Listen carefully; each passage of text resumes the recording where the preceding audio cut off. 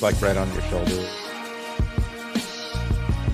The Bliss Business Podcast, the show about empathy, connection, and consciousness in business. Today's episode is brought to you by Zero Company, your paid search, social media, and programmatic ad experts. Hey, Dilo, so is that a life-size Yoda behind you, or what exactly is the size of Yoda? Do you think that would be life-size, or like, yeah, it's pretty big? It's like 5,000 out of 9,500 ever made. Oh, wow. Yeah, if you're listening, this won't make any sense, but go tune in to the video version of it, and you can see he's got a rather large life-size version of Yoda. Anyway, welcome back to the Bliss Business Podcast. I'm your host, Steven Sakach, with my co-host, Mike Liwski. Today's conversation, we're exploring how community, true human connection, isn't just a soft asset in business. It's a cornerstone of success. And whether you're building a brand, a network, a company culture, the ability to connect with others often determines how far you go. Mike, tell everyone who our guest is today for this conversation. Steven, I am excited to do so. Absolutely. So today we're thrilled to have David DeLorenzo. Many of you will probably fondly know him as Delo. He's an entrepreneur. He's the author of the book, Just Getting Started, and founder of Bar and Restaurant Insurance. It's a premier insurance agency for the whole hospitality industry. So David isn't just your typical business leader, as you'll find out today on the show. From his days as a record exec to becoming a trusted advisor to some of the top restaurant and bar owners in the country, he's built a brand rooted in trust, empathy, and service, which we know we love to talk about here on the show, and our audience is very keen on. David is also a published author, motivational speaker with decades of experience helping entrepreneurs navigate both business growth and that personal reinvention. His book, in fact, Just Getting Started, reflects his belief that life can begin anew at any moment. So David's passion for building deep connections is evident in how he shows up as a leader, a creative, and as a community builder. And we're looking forward to learning a lot more about that here today. So David, welcome to the show. Thank you for coming on. Yeah, thank you for that introduction. That was really nice. I like to tell people I'm more of a storyteller than really a motivational speaker. I'm not here to motivate anybody. You got to motivate yourself. So yeah, that is a great point. And I love that you use the power of stories. So maybe David, to help us get started, tell us perhaps a little bit about your journey, and then maybe also, include for us, what does building community mean to you, right? And why is it at the center of the work that you do? So, yeah, my journey started at, I think the precipice of it was when I was a kid and I was lying in bed and I had all the 1980 rock posters up. I'm 51 years old right now. And so I grew up in that time of the 80s when butt rock was huge, and just a huge fan of all those bands from, Poison to Cinderella to AC/DC, you name it. Van Halen being my ultimate favorite band ever. And I had a big picture of Eddie Van Halen, big poster of him on there. And I remember being about 12 years old, laying in bed, just like, one day I'm going to meet him. I was just so enamored with, like what a lot of kids have. They have dreams and passions and things that they, think are, things that are bigger than life to them. And, fast forward, I'm at ASU, and I go and I get an internship with Warner Brother Records, which is the label that Van Halen had been during their entire career, actually. And I get an internship, and I end up working for Eddie Van Halen. So I got a really cool poster over here. I have a wall of fame here. I've got platinum. Oh, very nice. Platinum gold records there, huh? Signatures. So, so that was one of those things where I tell you that story because what it does is it creates an aptitude for mindset. It creates something that even as a kid, I knew what I was doing to put the energy and the life force out there to bring back in what I wanted. I wasn't, necessarily, and this is obviously before, phones and all the things that are, very distracting to kids nowadays, even adults nowadays, including myself at times. we had, what did we have back then? We had really music, our imagination, and the woods, right? It doesn't get any better than that. So it was all up to us to really put the thoughts and the determination and the things that.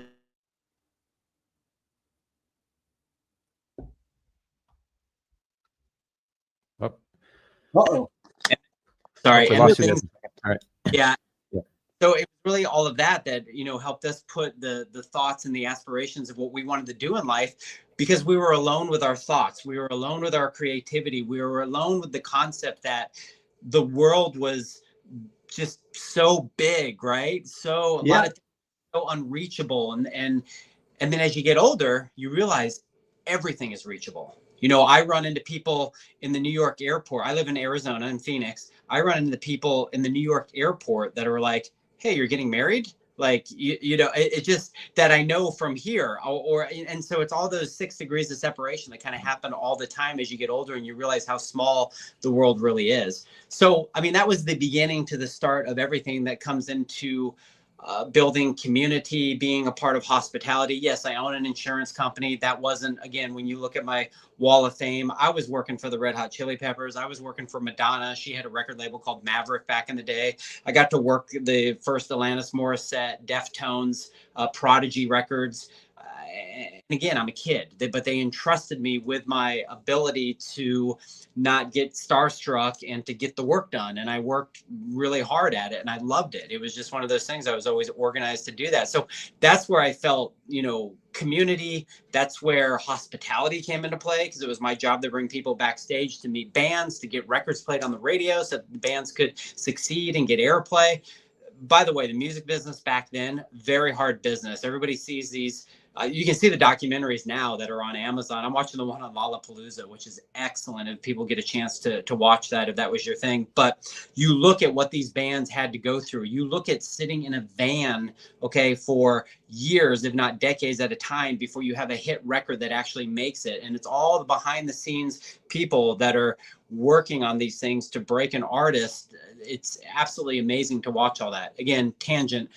Point being is that allowed me to get into an industry that my dad had started this agency back in the 80s. Once the music business went this direction, I was going this direction. And so once the music business was all online and people had, the ability to download a song at a time and not buy records anymore, there really wasn't a future for me. So I got into insurance. The last thing on my mind that I really thought I was going to get into, kind of, sort of, not really. I was, again, I wanted to do music my whole life, but my dad had been in whole life. So it was just kind of that natural progression of I wanted to be close to my family and a part of what was going on. I was just going to kind of jumped into it. I hated it. My first 2 years were just not fun. I was writing home and auto policies. Nobody really cares except about price. And I didn't know anything about it. And I was just the kid, and who's going to trust me with their, insurance, something goes wrong, they're going to call a kid, so So I started bar and restaurant insurance.com over 20 years ago. And that's what got me into the hospitality community. That's what got me into owning 13 restaurants. That's what got me into having 600 clients in Arizona that are all hospitality related. And here I am now. Yeah, it's interesting. I mean, like you mentioned, like your first couple of years of doing that, you're like, this isn't working for me. But really, you can probably bring like that rock and roll to anything you do, don't you think? Did you have like a change of mindset in there? Yeah. No, I mean, that's a great question. That's one of those questions that I think my answer is going to be a lot different than most people in any career with what they do or how they do it. And it's not that I'm any better, I'm any worse, or any different.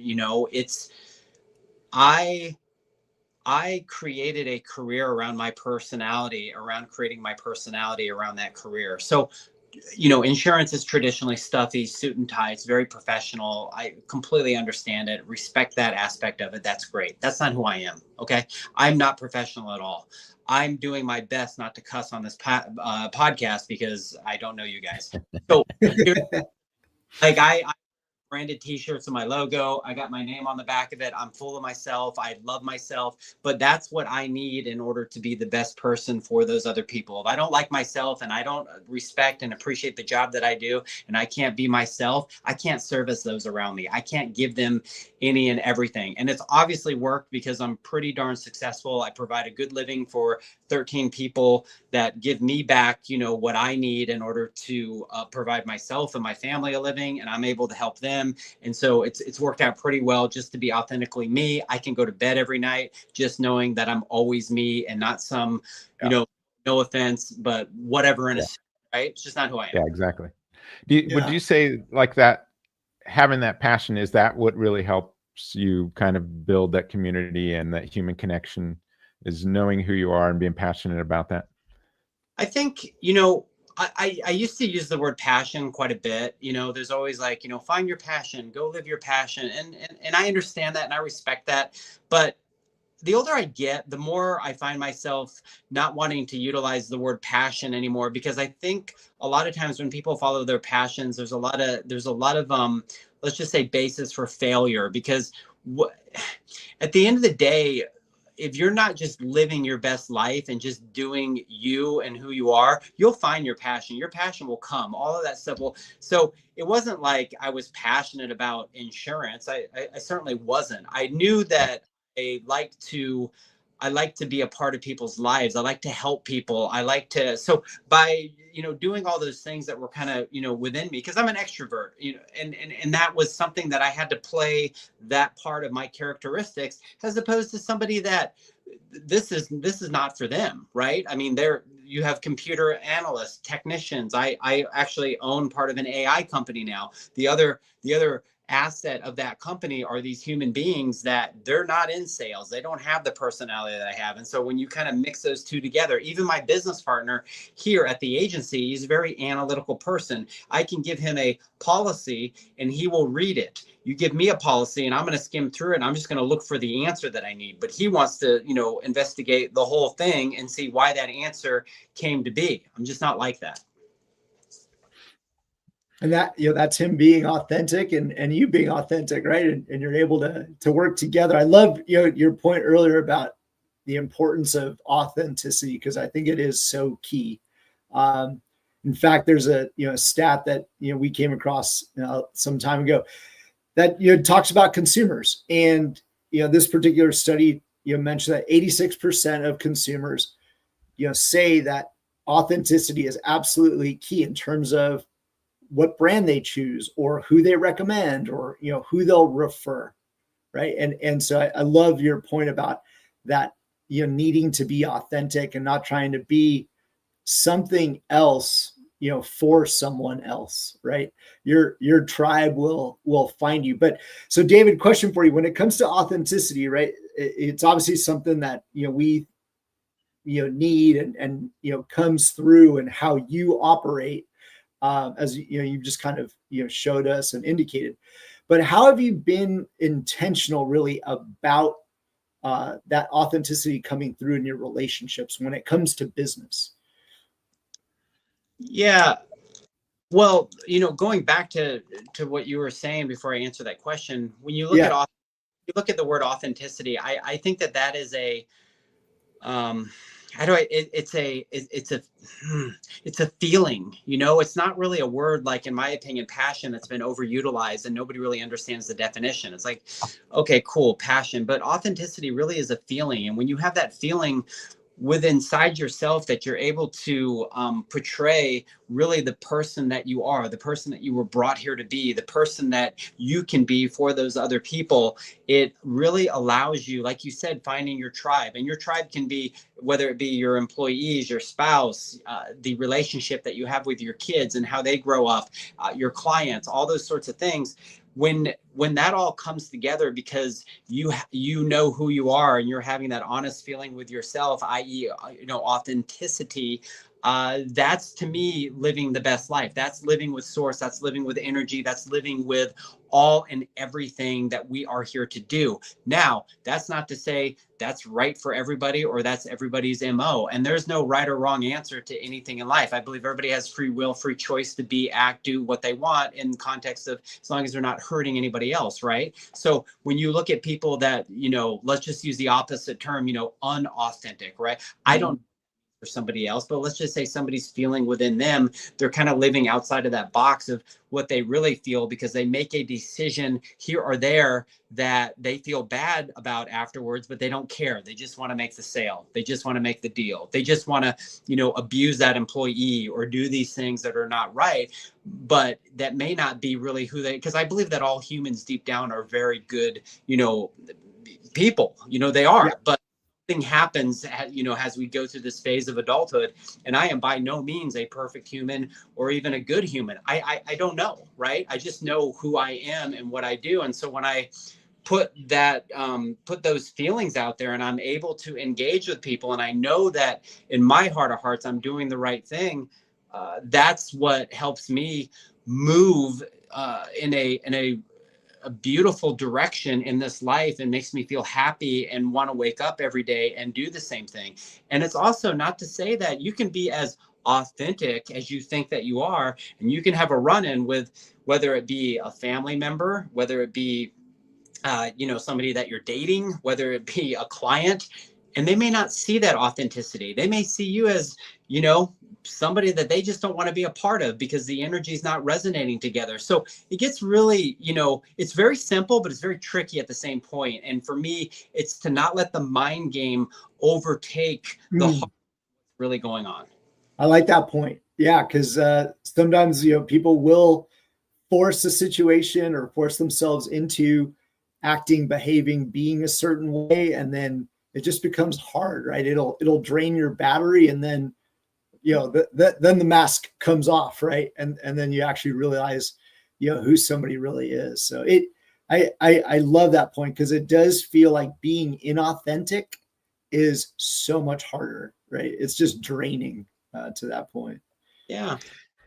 Hey, we've got a couple audience questions. We're going to bring Martha on to. Hey, Martha. Hi, everyone. Hey, Martha.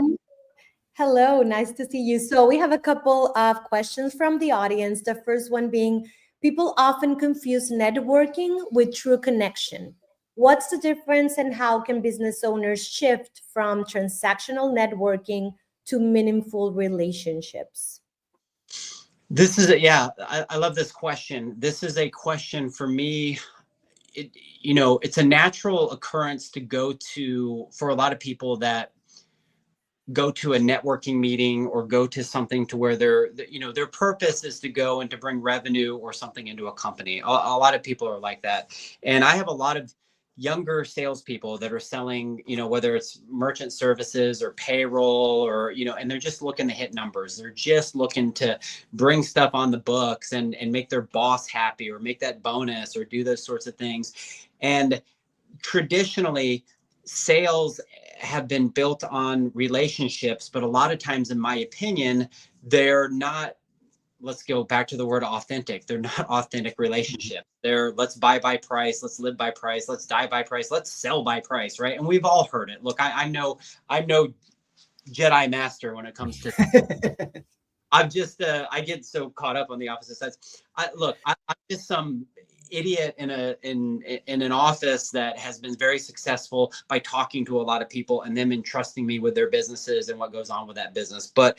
I can tell you from actual evidence, if you look, at success I've had over the years and the clients and the tenure, and not just with my clients' tenure, but like when you look at my employees, all of my employees, except for 2 who were new hires 4 or 5 years ago, they've all been here over a decade, some 2 decades. And so those are the things that when you are building a company, whether it be through, the employees or whether it be through your relationships, that's a true tale, in my opinion, if you are doing those relationships, right and justified. And it's not about how much money I pay them. It's about the respect, and it's about how I treat them, both clients, both employees. It's about giving that mutual respect.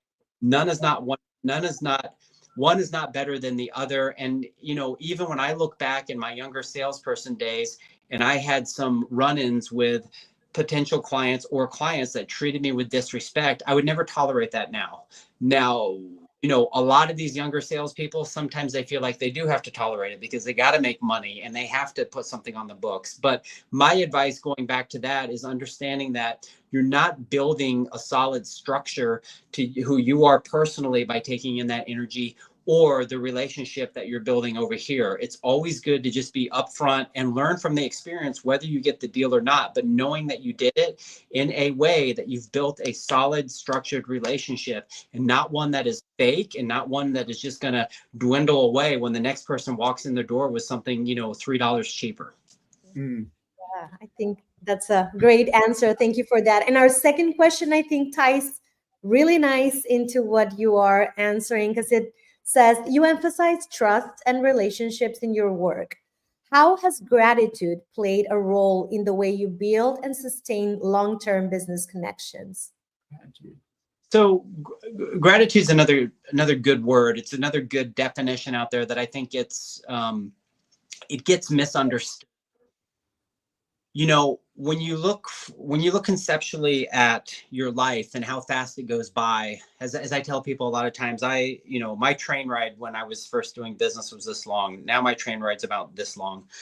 And every single day as I roll out of bed, my dogs sleep with me, which I have huge gratitude for. I have too many Australian Shepherds. But every single day as I, roll out of bed, I'm kissing my dogs, I'm kissing the floor, and I have an understanding that I have another day to make a difference in somebody's life somewhere, somehow. But also for me to be able to be myself and to go out there and just be great for every second of my health, every second of the ability to move, every second for the ability to make decisions that allow me to feel this way and be this way. And I do feel that if you don't take the time, whether that's 5 minutes or however long you want to take, to just sit in silence and have a mantra of gratitude to yourself about these things that are going right in your life, and not dwelling on the things that may not be going quite the way that you want them, you are doing yourself a disservice. And I do think eventually that will catch up to you, because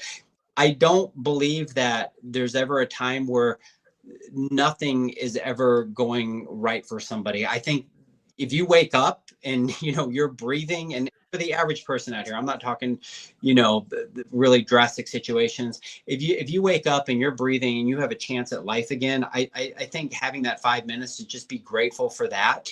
I've seen people with a lot less than me grateful for a lot more, and I learn from them, because that's one of the things that I'm grateful for when I wake up, is the ability to keep learning every day. And I love to learn. I'm still learning Spanish on Duolingo, right? I'm 2 years into. I love it. I have gratitude for that. I have gratitude for guitar lessons, right? I do them every week. I still suck, but that's okay. I'm grateful for it. So yeah, hopefully that answered it. Yeah, it does. Thank you. Thank you, Martha, for the questions. So Dilo, thinking about, you've kind of scaled your business, and I know a lot of people, when they start scaling, they start systemizing, and then they start losing kind of that human touch in things. How do you maintain that personal approach when you're going through that scaling process? Yeah, it's easy and it's not easy at the same time. It's an investment of mental and physical energy. It's a good investment of it, but you have to work really hard for a really long time. Now, that being said, work doesn't, the connotation of work, everybody looks at it as a 4-letter word. I look at it as a blessing. I look at it as me having the ability to go do things that I love with people that I love. And I love everybody. I really do. I have this heart to just bring and bring in love. And it's not to say that I don't have my conflicts within, whether it's my work environment, my home environment, my office environment, but I'm always one to be communicative. And the thing is I built a whole business on communication. And so at the end of the day, I'm still at, 25 years into my career. I still sponsor big events. I personally show up to these events. These are weekends. These are beautiful weekends. I could be up north with my wife, doing a lot of other things. And do I want to do those things? Of course I do. Do I need to balance some of those weekends out with the weekends? We have an agreement, right? Because without my face and my relationship building, okay, this company doesn't exist. I built a company around this, right? Now, that being said, this company also doesn't exist without the people behind the scenes. Without them, I'm nothing. I'm dead. I can't go out and do the things that I do without them processing the paperwork, doing all the things that I am not very good at. I can do it, but I'm not very good at. I'm not happy about it. And so for me to put any of my energy into things that I'm not happy about takes away from energy on things that I am happy about, and things that I still, in my opinion, even at this juncture in my career, I still need to go out and do it with a fire and a passion. And until that fire burns out, I enjoy doing it. So it's really, going back to your question, building these relationships time after time after time, and figuring out ways. Yes, there's systems out there, there's software, there's all sorts of stuff. The biggest way that I do it, and this is for anybody listening, listen carefully on how I've done this and I've built my business. I look at social media as a tool. I don't look at it for me as a way to be an influencer or to make all this money or do this and that. I look at it as a gateway for people to, whether you're on LinkedIn, whether you're on Instagram, Facebook, whatever it is, and I will take my personal life, and this is what I like to do, and I will share it with people through all those different means. So if I'm not going to see you in person more than once, maybe twice a year, because again, I got 600 clients, you are going to see me if you're on any one of those platforms, maybe once a day if you're on there every day, right? And even if you don't know me and then you get to know me and you're not quite yet a client, and maybe my actions or maybe who I am as a person resonates with you, and it's happened a lot of times, people will then reach out to you once they get to know you, and then you go meet them in person and they already know you. And so that's the relationship building part for me. And technology has been great in that. It doesn't have to be all quote unquote bad and mind sucking. For me, I just use it as a tool. You know, I love that answer too. Just I hear it's a great way to build trust. I'd say, you know, we all know, right, as professionals, the importance of trust. Consumers, you know, all the time will say that, you know, if they're going to refer somebody to a particular person or a brand, they've got to trust them first, or if they're going to invest in a particular product. And so it really does feel like that trust ends up leading to, you know, referrals, and folks trust that way more than any sort of, you know, form of advertising. So, David, would you say, probably just the answer to this question is maybe just yes, but that you've been fairly intentional about the way that you've built your brand, you know, when it comes to cultivating that kind of trust? I think intention is a great word for it. I unintentional things that I have done in the in the humanness of who I am today that might have been intentional if you're following me. Like there's no, but at the end of the day, yes. I mean, creating the branding, going after, you know, going into the different groups, going and finding the different associations, putting myself out there, educating myself, hitting up magazines to get articles of me as the specialist, owning restaurants, seeing, you know, making some money, investing in restaurants so that I can understand what they do for a living, and being a consultant, not just from an insurance standpoint, but saying, hey, I'm also a restaurateur. You know, all of those things have been very intentional, with a lot of good circumstances that have been unintentional. Interesting. But so having a plan, right, being intentional, but then still being authentic in you know, the outreach of each of those. And so as far as the audience that you typically try to reach out to, is that would be, you know, restaurant tours and bar owners. Is that right? That's that correct. Your typical? Okay. I guess maybe, you know, for them listening or for later on those that may be viewing it, what is your typical message to that audience? Like, what is it that you really want them to know? Or, you know, how do you know, setting yourself apart, that sort of thing? What is that? So I'll broaden the audience. I mean, when we look at coffee shop owners, breweries, anybody, hospitality, hotels, any of that sort of thing, I want to be that go-to person that is a connector and a protector. And that's what I've labeled myself as. I'm the connector protector. So let's talk about the connection part of it and what I want them to know. I want them to know that because of my time and my life, in this industry, insurance, i.e. hospitality, combining the two together, I have come across a lot of amazing business owners that do amazing work that's hospitality field, but also not in the hospitality field. So like website design, POS systems, food marketing, all those sorts of people. I'm friends with owners of those companies. And I get as big of a high of introducing those people to the group that I'm talking to about their services and what they do. I love to connect. I love to watch the overall success of an operation because I understand all of the different, let's just say, line items within an operation of a restaurant. I've owned them. I've read these P&Ls. I know what it takes in order to market this and that. So that's fun. And then the other aspect of what I like them to know is the protection part. So, it's about protecting somebody without giving them an overbearing cost or price, giving them too much coverage, because look, people can be covered actually for too much insurance. There's a time and place, especially in an economy that we're in right now. And depending on what market you're in, where you're listening at, what the liabilities are, how the laws read, how the plaintiff attorneys are going to react to certain situations, dependent on how those laws read. I'll give you an example. Arizona, huge in liquor liability out here. I have been trying to battle the liquor laws for my last 20 years, trying to get them changed. You can literally serve a person one cocktail at your establishment. They can go to 2 other establishments and they can get in a car accident and, God forbid, kill somebody or something bad happens. All of my clients, if I insured all 3 of them, they would get pulled into that lawsuit. They would have to defend themselves. They would have to pay money out. Some of them would be found guilty. So the issue that you run into is that you have an establishment that is licensed, to serve alcohol to an adult that is able to make a conscious decision, especially in this time and age we have driverless cars in Arizona, driverless cars, right? Come to you.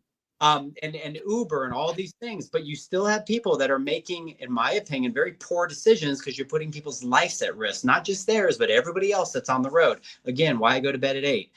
That's great being old. Yeah, nothing good happens after 10 o'clock, people.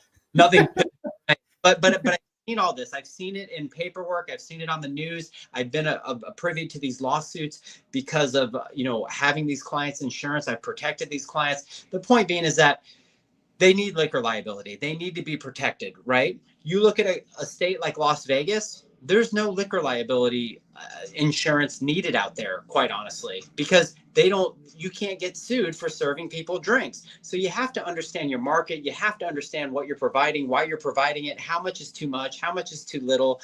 And you just got to be that's why I wanted to niche in something, because I don't have the smarts or the wherewithal to do too many things at once. I have to be doctrine into something that I'm passionate about, going back to hospitality, going back to music. And what I found out about a lot of these hospitality owners, they're all rock stars. They're all rock stars in their own way. Why do we open up restaurants, right? If somebody restaurant, why are you opening it up? Because you want to be the man or the woman or whatever, and you want to be that person. You want to host. You want to give somebody a good time. You want to touch tables. You want to give that experience to somebody. Do you really want to sit there and talk about insurance and what happens if no? That's not what you think.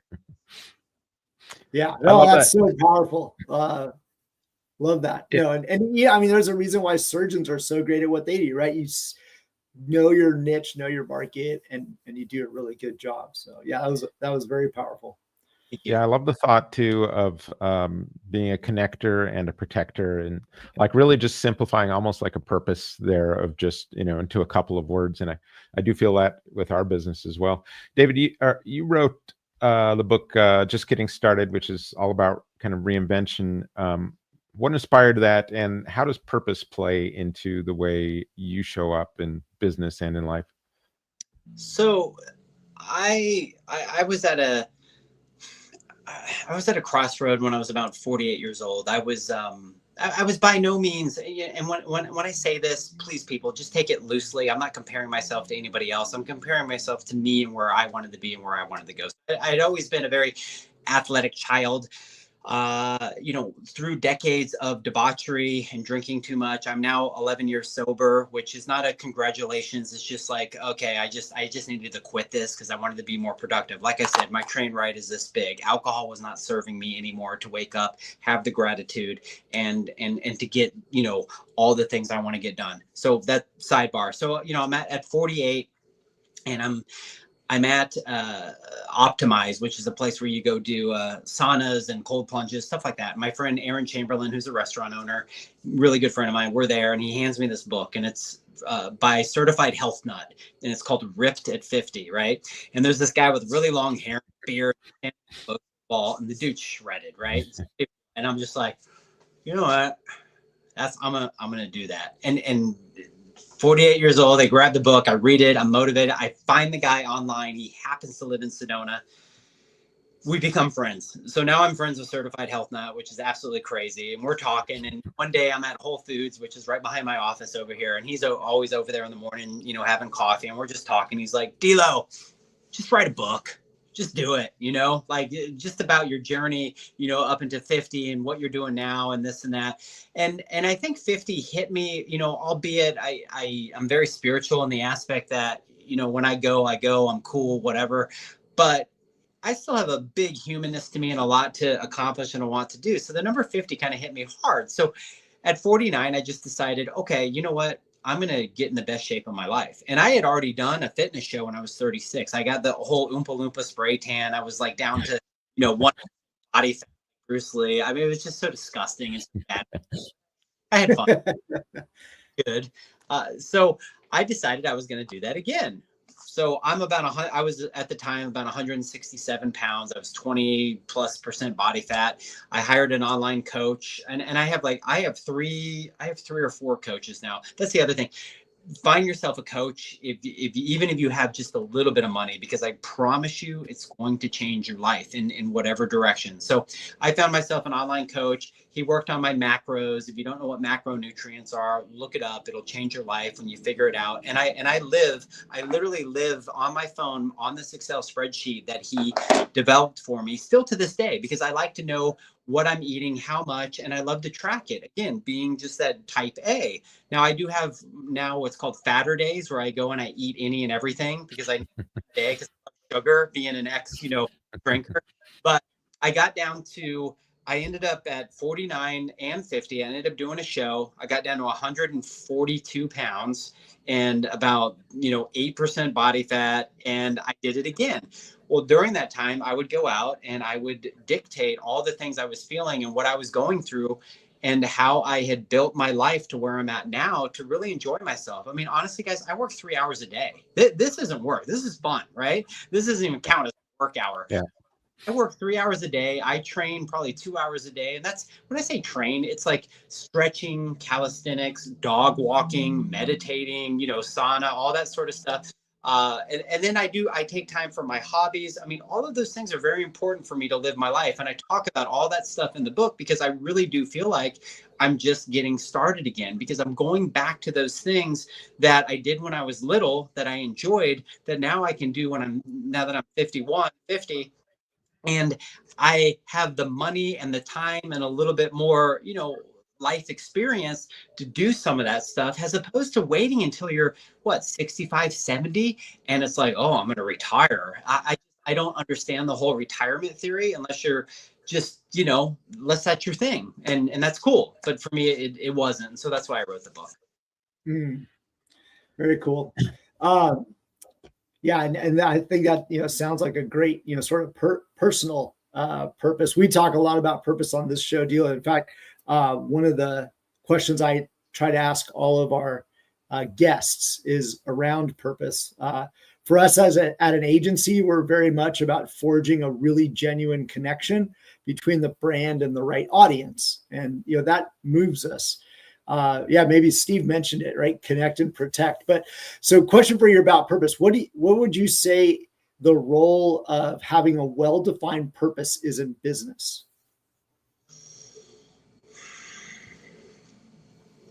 The business, if you're lucky enough, becomes its own human. It becomes its own entity.